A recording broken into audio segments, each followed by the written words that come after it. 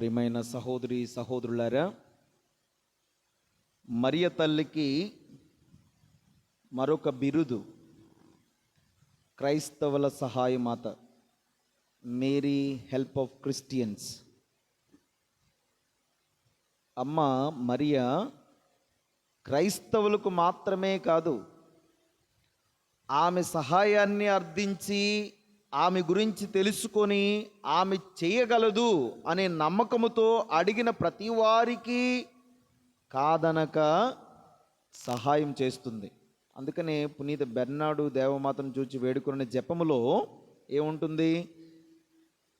మిక్కిలి నెనరుగల తల్లి, మీ శరణు కోరి పరిగెత్తుకుని వచ్చు మీ ఉపకార సహాయములను బ్రతిమాలి మీ వేడుకోలు సహాయమును అడిగిన వారుల యందు ఒక్కరైనను మీ చేయి విడుబడినట్టు ఎన్నడూను వినది లేదని తలంపును అవతరించాను.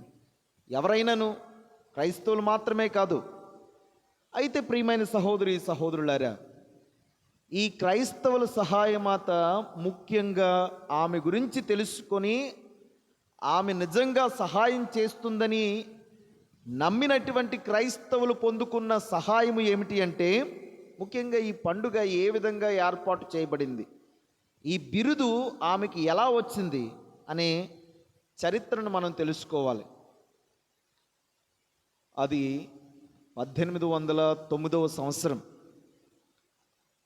మన ఈ సత్య తిరుసభను నడిపిస్తున్నటువంటి పోపు గారు 7వ భక్తినాథ పోపు గారు.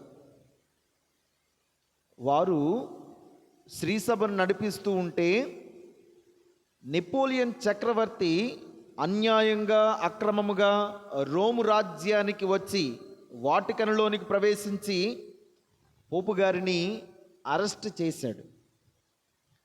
పోపు గారిని జైల్లో పెట్టాడు.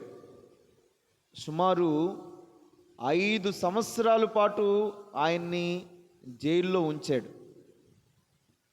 ప్రియమైన సహోదరి సహోదరులారా, పోపు గారు జైల్లో ఉన్నప్పుడు ఆయన అనుకున్నటువంటి మాట తండ్రి దేవునితో ఈ విధంగా చెప్పాడు: ఓ తండ్రి,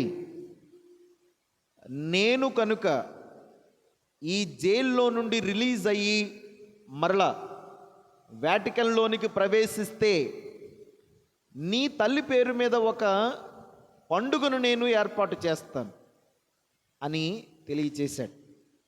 ప్రార్థన చేసినట్లే పోపు గారు 1814 సంవత్సరము మే 24వ తారీఖున రిలీజ్ అయ్యి మళ్ళా వాటికన్లోనికి ప్రవేశించారు.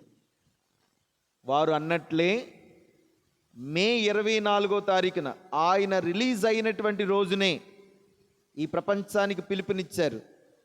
మరియా క్రైస్తవుల సహాయమాత అని పండుగను మనము ఘనంగా కొనియాడాలి అని పిలుపునిచ్చి పండుగను చాలా ఘనంగా ఏర్పాటు చేశారు. అది ఇంకను మనము జరుపుకుంటూ ఉన్నాం. ఇది నిజమే ప్రియమైన సహోదరి సహోదరులారా.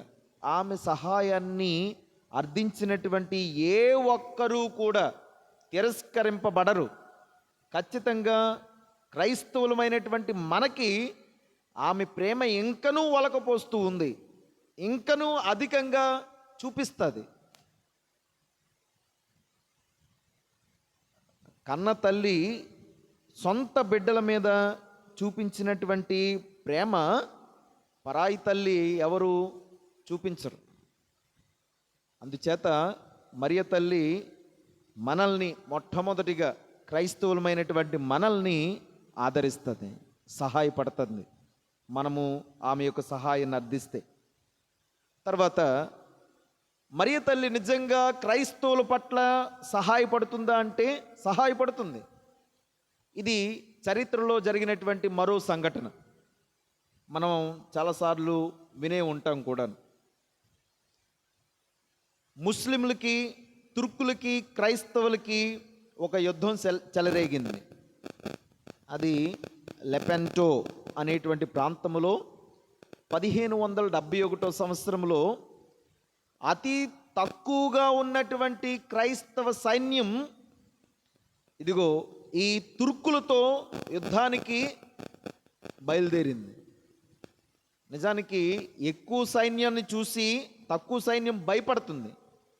కానీ క్రైస్తవులైనటువంటి జనం చాలా నమ్మకంతో యూరప్ దేశం అంతా కూడా మరియ తల్లిని నమ్మి జపమాలను జపించి ఆమె ప్రార్థనా సహాయమును వేడుకొని ఇప్పుడు క్రైస్తవులు యుద్ధానికి ముస్లింల మీద బయలుదేరి ఆ రోజు వారు క్రైస్తవులు తక్కువ సంఖ్యలో ఉన్నటువంటి క్రైస్తవ సైన్యం ఎక్కువ సంఖ్య అయినటువంటి ఆ తుర్కులను పటాపంచలు చేసేసి వారిని యుద్ధంలో ఓడించేసింది. దానికి ఆ విజయానికి సూచనగా ప్రియమైన సహోదరి సహోదరులారా, అక్టోబర్ 7వ తారీఖున జపమాల రాజ్ఞి పండుగను తండ్రి గారు పోపు గారు ఏర్పాటు చేశారు. మనందరికీ తెలుసు, మనం అందరం కూడా జరుపుకుంటాం అక్టోబర్ 7వ తారీఖు జపమాల మాత పండుగ. అంటే క్రైస్తవుల పట్ల ఆమె యొక్క ప్రార్థనా సహాయం అడిగినటువంటి ప్రతి క్రైస్తవునికి సహాయం చేస్తుంది అని చెప్పడానికి ఇదొక గొప్ప అద్భుతము జరిగినటువంటి చరిత్రలో జరిగినటువంటి సంఘటన ఇది. ఇక చివరిగా మూడవది, క్రైస్తవుల సహాయమాతను ఎక్కువగా నమ్మినటువంటి వారు, ప్రపంచానికి చాటి చెప్పినటువంటి వారు పునీత డాన్ బోస్కో గారు. వారు క్రైస్తవుల సహాయమాతనే వారి యొక్క సభకు ఒక నమ్మికగా, ఒక ఆదరణగా తీసుకున్నటువంటి వారు డాన్ బోస్కో గారు. వారు ఒక కలలో చూసినటువంటి దర్శనం, ఒక పెద్ద సముద్రములో 2 స్తంభాల మధ్య ఒక ఓడ మునిగిపోతూ ఉందంట. మునిగిపోతూ ఉన్నటువంటి తరుణంలో ఈ 2 స్తంభాలు కూడా ఒక యాంకర్ లాగా ఆ ఓడకి తయారయ్యి మునిగిపోతున్నటువంటి ఆ పడవను లేపడము కనులారా చూసాడట. ప్రియమైన సహోదరి సహోదరులారా, ఆ 2 స్తంభాలు ఏమిటి అంటే, ఒకటి మరియ తల్లి, 2 దివ్య సప్రసాదం అంట. కలలో నుండి మేల్కొని చాలా సంతోషపడి ఆ కల వివరణ కూడా వారు చెప్పారు. ఏమిటి ఆ పడవ అంటే, ఆ పడవే మన తల్లి తిరుసభ. ఆ పడవకు తిరుసభకు రాబోతున్నటువంటి అనర్థాలు, తిరుసభ భరించబోతున్నటువంటి కష్ట నష్టాలు అన్నీ కూడా ఆ కలలో ఆయన దర్శనంలో చూశారట. కానీ భయపడనక్కరలేదు, మనకి అమ్మ మరియ సహాయము దొరుకుతూ ఉంది, దివ్య సప్రసాదము మనల్ని కాపాడుతూ ఉంది అని వారు ప్రకటించారట. ఇది సత్యము. ప్రియమైన సహోదరి సహోదరులారా, అమ్మ మరియ నిజంగా సహాయపడుతుంది. ఈ మన శ్రీ సభలో మనం భాగస్థులమై ఉన్నాము, మనల్ని విడిచిపెట్టదు.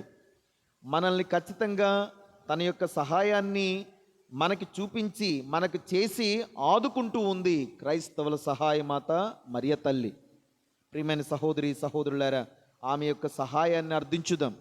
కష్టముల్లో బాధల్లో ఉన్నటువంటి ప్రతి క్రైస్తవుడు క్రైస్తవరాలు ఆమె చెంతకు చేరి అమ్మా సహాయపడు అని అడిగితే ఎవరి చెయ్యి కూడా విడిచిపెట్టదు అని మనము కలలో కూడా కనము అని మనం ఆ జపంలో కూడా మనం ఉచ్చరించాం.